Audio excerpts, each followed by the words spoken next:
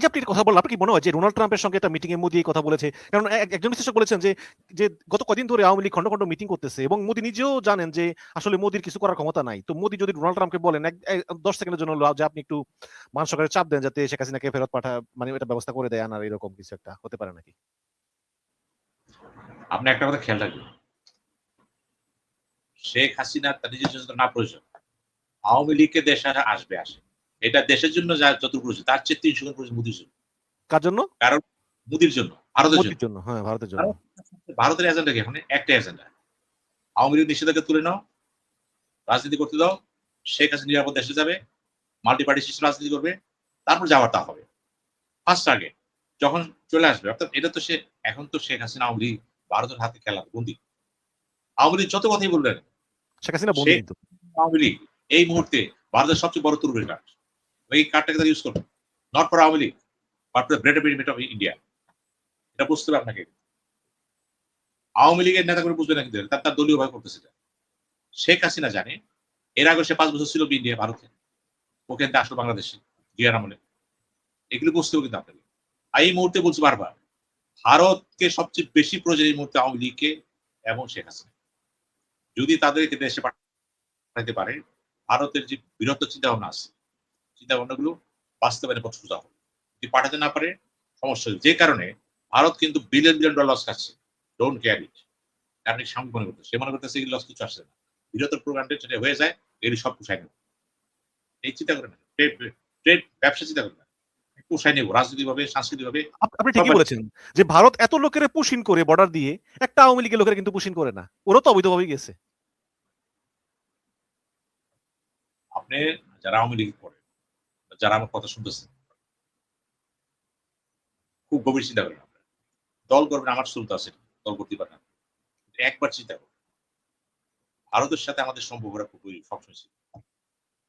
এখন সেই দেশ থেকে আপনি আইসেন, আপনার দেশের পক্ষে কথা বলবেন, কতটুকু সে দিবে আপনাকে?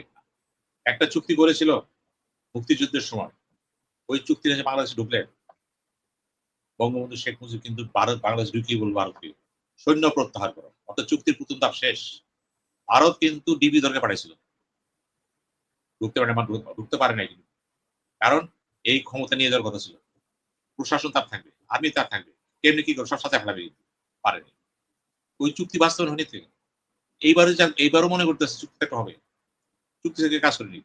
যে ট্রাম্প কাজ করতেছে জেলোনস্কির জন্য, ইউক্রেন এমনি করতেছে, স্বার্থ থাকবে না তার, রাশিয়ার কাছে স্বার্থ থাকবে না, চায়নার কাছে স্বার্থ থাকবে না, স্বার্থ থাকতে হইব। এই জিনিসটা সহজে বুঝে নেন সবাই। আপনি যদি কারো জন্য কাজ করে বিপদে আপদে পড়ে, আপনি চুক্তি করবেন একটা, যে এই হইলে কিন্তু আমার এই করতে হবে, আমার পোষাই দিও, ঠিক আছে। এই চুক্তি ছিল তো একটা সাধ্য ভাগ, সেটা হয় নাই। 75 পরে সেটা স্থগিত হয়ে গেছে। চুক্তি করেছিল 25 বছরের চুক্তি, 20 বছরের চুক্তি, মিউচুয়াল ফ্রেন্ডশিপ ট্রিটি, জিওর 12 সাল করে এটা স্মৃত হয়ে গেছে, করেনি। এগুলো তো বুঝতে হবে। তার তো খ্যাস আছে, এবারে চুক্তি হবে, হবে না হয়ে রয়েছে দেখেন। চুক্তি করতেই হবে। আমি কি টাকা পড়ছে আমার দেশে পাঠাবো? আমার কি টাকা পড়ছে? আপনি কি হয়? হ্যাঁ, আপনাকে পাঠাবো কেন? আপনি আমার জন্য জরুরি। আপনার দল জরুরি। এই চুক্তি রইল, আপনি যে এই কাজগুলো করবেন। তার মানে আপনার কি মনে হয় যে আপনি তো অলরেডি দেখেছেন যে আহ, আমাদের বাংলাদেশে যেমন প্রচুর ভারত বিরোধিতা আছে, তেমনি ভারতও কিন্তু প্রচুর বাংলাদেশ বিরোধিতা আছে। যেটা আমরা নির্বাচনে দেখলাম যে বাংলাদেশের সমস্ত বর্ডার গুলোতে বিজেপি জিতলো। আসামে হেমন্ত বিশ্ব শর্মা, তারপরে মানিক সরকার, তারপরে উত্তরপ্রদেশে যোগী আদিত্যনাথ। এখানে যেই ভারতকে যে কলকাতাকে আমরা আধুনিক উদারপন্থী জানতাম, আমরা সেই বুদ্ধদেব গুহ, সুনীল গঙ্গোপাধ্যায় এদের উপন্যাস পড়ে বড় হয়েছি, সেই কলকাতায় এখন শুভেন্দু অধিকারীর মতো একজন লোক যিনি দিন রাত 24 ঘন্টা বাংলাদেশের বিরুদ্ধে, মুসলমানদের বিরুদ্ধে লাগাতার কথা বলে যাচ্ছেন। এখন এই যখন পরিস্থিতি, তখন কি আপনার মনে হয় যে যদিও আমাদের একজন ভালো পররাষ্ট্রমন্ত্রী আছে, আপনার কি মনে হয় যে বাংলাদেশের সঙ্গে ভারতের সম্পর্ক উন্নত হতে পারে, নাকি ভারত শুধু ওই আওয়ামী লীগকেই চায়, মানে আওয়ামী লীগের মতো মানে দাসত্ব না করতে পারলে ভারত এটা মেনে নিবে না? আপনি একটা গুরুত্বপূর্ণ হাত দিচ্ছেন। এই যে দীনেশ ত্রিবেদী কি বলছেন? ত্রিবেদী, জি। আমি জনগণের সাথে জনগণের সম্পর্ক ভালো কথা বলছি। অর্থ কি? তাহলে ভারতের যারা আছে সরকার, তার প্রধান মানে কাজ মানে হবে বাংলাদেশের আবার একটু বলেন, মানে দৃষ্টি ত্রিবেদী বলছে যে পিপল টু পিপল কানেকশন, জনগণের সঙ্গে সম্পর্ক। জনগণ জনগণের সম্পর্ক তৈরি করে, জনগণের সাথে জনসম্পর্ক। অর্থাৎ দুই দেশের জনগণ চিনবে না। আপনার কি মনে হয় না যে এই কথাটা চরম একটা মিথ্যা কথা? আমি বলতেছি না বুঝে দিই ব্যাখ্যা সেটা। জনগণ কখনো জনগণ হয় না। দলের মধ্যে বিকশিত হয়। আওয়ামী লীগ, বিএনপি, জাতীয় পার্টি, জামাত বিভক্ত আছে। তাহলে এই মুহূর্তে কি করতে হবে? তাকে বিএনপির সঙ্গে করতে হবে, জামাতের সাথে করতে হবে, জাতীয় পার্টির সাথে করতে হবে।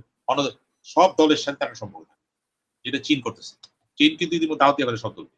চীন কিন্তু বাংলাদেশের সব দলকে দাওয়াত দেয়। ওরা তো চায় সব দলের সম্পর্ক রাখতে। এটাকেই তো বলে পিপল টু পিপল কানেকশন। চীনের সকল রাজনৈতিক দলের সব নেতা গেছে, একদম বিএনপি, জামাত বাদ নাই, একটা এনসিপি সহ। কিন্তু ভারত সেটা পারে নাই কেন? ভারত পারবে না। ভারত মুখে বলতেছে কিন্তু বাস্তবে কি করতেছে? সে ভাবতেছে আওয়ামী লীগের মতো ট্রাস্টেড দলকে পাবো না। ডিপেন্ডেবল দল। আমার কথা শুনে এবং আমাকে সে মানে গাভী হলে দুধ দিছে মানুষ। যে গাভী দুধ দেয় তার কথা কি করবে না? আর জামাত বিএনপির সাথে সম্পর্ক নতুন তার। অতীতের সম্পর্ক ছিল না। জিয়াউর রহমানের উত্থানটাই ছিল ভারত বিরোধী সেন্টিমেন্ট। এখন দেখেন মনে করেন তার এই যে পাওয়ার হয়েছে। এখন বলছে সম্পর্ক আমি ডিবিট করতে চাই। বলে দিছে। সে দেশে সবই ঠিক আছে। জয়শঙ্কর আসতো তার খালেদা জিয়ার মৃত্যু জানাজা হলো। একটা পানি দিয়ে গেল সে। বইলা গেল তারেক দাওয়াত দিব আপনাকে। ঠিক আছে, সব ঠিক আছে। কিন্তু তারেক জিয়া যখন যাবে, অনেকে দাওয়াত দিল তারে রাজি হলো। কি নিয়ে যাবে? এজেন্ডার ১ নম্বরই হচ্ছে আওয়ামী লীগ নিষিদ্ধ করা বাতিল, শেখ হাসিনা প্রত্যাবর্তন। কেউ তো দিবেন সামনাসামনি। আপনি এখন পারবো না পরে। এখন না পারলে এই সমস্যা হবে। করতে হবে। কারণ হাসিনা আপনার জন্য না। হাসিনা আমার রাজহাঁস। খেয়াল করেন। হুম। শেখ হাসিনা আওয়ামী লীগ ভারতের রাজহাঁস। যতটা না আওয়ামী লীগের জন্য বেশি হলো ভারতের জন্য। এবং ভারত তার জন্য যা করেছে বা এখনো যা করতেছে, যে ক্ষতির সম্মুখীন হয়েছে, ডাজ নট কেয়ার। কারণ তার লক্ষ্য হচ্ছে আমি ৫০০ বিলিয়ন টাকার ক্ষতি করব। কিন্তু একসময় ৫০০০ বিলিয়ন চলে যাবে। Trade, political trade. কাজে এই মুহূর্তে তারেক জিয়া কি জন্য যাবে? কেন যেতে বলবে? চুক্তি হবে? অতএব তারেক জিয়ার একটাই পথ আছে এখানে। যেতে হলে চীন যাবে। চীন তো আপনাকে পান্ডি দিয়ে বসে রয়েছে। কি চান? এইজন্য মালয়েশিয়া হয়ে যাচ্ছে কেন? একটা রূপ দেখাই দিল সে। তার ১ম সফরের কথা ছিল তো চীন। যদি চাইতো, যদি বলে থাকেন যে ভারত তাকে আনছে, যেটা বলা হচ্ছে। ভারত আগে যাওয়ার কথা। ভারত দেখতেছে আমি যেভাবে মনে করেছিলাম যে তারেক রহমান আমাদের সাথে মিশবে। এখন দেখতেছে না, আমার তো রং ডায়াল হয়ে গেছে। আবার ভুল করে ফেললাম। ২য় ভুল কি? ১ম ভুল হয়েছে শেখ হাসিনাকে অন্ধ সমর্থন করছি। কারো দাম দেনি। আর এবার ২য় ভুল কি করলাম? তার বিশ্বাস করলাম। এই যে বিশ্বাসকে ঠকছি, জেদটা কি? একটা জেদ তো আছে। এই জেদ কি হইতেছে? শুভেন্দু কথা বলতেছে, হেমন্ত শর্মা কথা বলতেছে, ও কথা বলতেছে। এমনকি দেখেন আদিত্যনাথও কথা বলতেছে সেন্ট্রাল গভর্নমেন্ট থেকে। অর্থাৎ সব জায়গায় কি হইছে? বাংলাদেশ দখল করবে, এমনকি শিলিগুড়ির কথা বলা হচ্ছে, রংপুর নিয়ে যাবে। হয় টাকা দিয়ে কিনবো, ইজারা নিব দখল করবো। হ্যাঁ, এটা কেন এই আসতেছে? বিষয়ে এই বিষয়ে দুইটা রিপোর্ট আমি দেখাইতেছি। একটা হচ্ছে ওই যে ইয়ার জগন্নাথ লেখছে why India must focus on a two state solution for Bengali Hindus, and আরেকটা ওই সেম পত্রিকায় লেখা হয়েছে carving a homeland for Hindus of Bangladesh and unlocking the landlocked North East. এটা লিখছে জয়দীপ মজুমদার। এরা বলতেছে যে এরা ওই রংপুর এবং চট্টগ্রামটা নিয়ে নিতে চায়। ধরে নেন এটা তো প্ল্যান। এটা হচ্ছে তার সুদূরপ্রসারী প্ল্যান। যে আমি বাংলাদেশটাকে দখল করব না।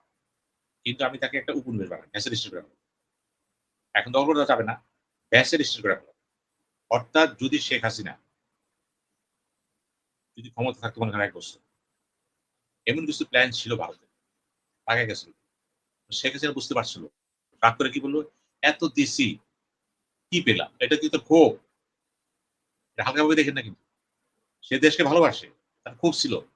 এখন ভারত যদি কন্টিনিউ করতে পারত, আল্লাহ তো বাঁচাইছে এটা। আল্লাহকে দেশটা বাঁচাইছে। কি হতো আমরা জানি না। কিন্তু ভালো কিছু হতো না দেশের জন্য। আমাদের সামরিক বাহিনী বাড়াতে পারতেছে না। সামরিক অস্ত্র কিনতে ভারত থেকে ৫০০ মিনিট বললেন টাকা কিনবেন আপনি। চীন থেকে কিনবেন না। এখান থেকে কিনবেন। আপনার কিন্তু ঘিরে ফেলেছে সে। ট্রেড কমার্স ইন্ডাস্ট্রি ঘিরে ফেলেছে আপনার। আপনার সমস্ত চামড়া সে নিয়ে যাচ্ছে। অল্প দামে। অল্প দামে। নাম কো আছে। সিন্ডিকেট করে। চামড়া আসে সিন্ডিকেট হয়ে যায়। আমরা অপদার্থ সিন্ডিকেট করে একটু কম দামে দিয়ে দিচ্ছি। আমার ওষুধ ছিল বাইরে গেছে। আর তো ওষুধ আসতেছে। চামড়া আসতেছে, তেল আসতেছে, চাল সবই আসতেছে, বীজ আসতেছে। আমাকে আঘাত দিবে। সে আমাকে একটা উপনিবেশ বেসিস করে ফেলাবে এবং আমি তার নির্ভরশীল হয়ে যাব। This is the first plan of India.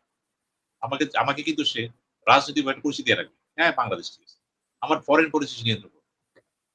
যেটা একসময় নেপালে এসে করত। ভুটানে তো আর আর্মি রয়ে গেছে। ইন্ডিয়ান আর্মি ছিল, শ্রীলঙ্কা সে করছে না ওইটি।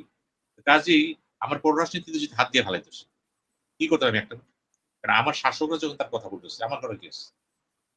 এবং এই যে নিষ্পেষণটা বাংলাদেশ হয়েছে, গুম হত্যা এবং দুর্নীতি চরম কেন?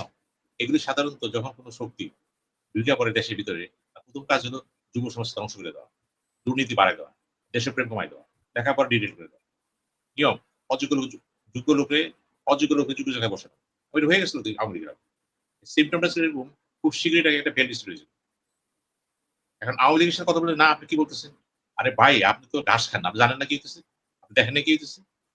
যারা সুবিধা পাইছে বাদ দেন, যারা সুবিধা পাইছে, যারা পাইছে, আর যারা পায়নি তারা কি বলবে?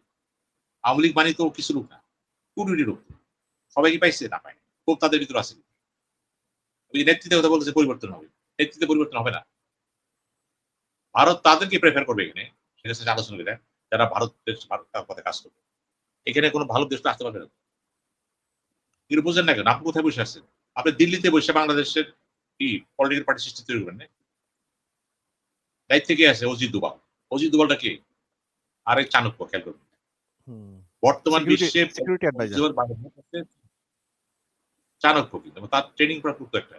সেই জন্য বললাম উনি দেশে ফিরবেন, আওয়ামী লীগ রিভাইভ হবে সবই ঠিক আছে। কিন্তু প্রশ্ন হচ্ছে আমাদের ভবিষ্যৎ খারাপ। না কিন্তু তার আপনি এই কিভাবে মনে করেন যে ক্রিয়া উনি দেশে ফিরবেন? আমি তো আওয়ামী লীগের এই 15-20 বছরের ভিতরে কিছু করার কোনো মানে সুযোগও দেখি না। আর উনারও তো বয়স হইছে, প্রায় 80 বছর বয়স। একটা কথা বলছি এখানে। শেখ হাসিনা দেশে ফিরবে না, আওয়ামী লীগও সেগুলো আসবে না। কিন্তু ভারতের এজেন্ডা অনুযায়ী আওয়ামী লীগ রিভাইভ হবে, শেখ হাসিনা। ওই পরিস্থিতি তারা আছে কিন্তু। এখানে শেখ হাসিনা ব্যাক না আওয়ামী লীগ। চেষ্টা করবে তারা। এজেন্ডা এই মুহূর্তে বাংলাদেশের সাথে ফার্স্ট এজেন্ডা হচ্ছে revival Awami League and return of Sheikh Hasina. এই দুটো হলে বাকিগুলো পরে দেখবেন। আপনি কি করবেন?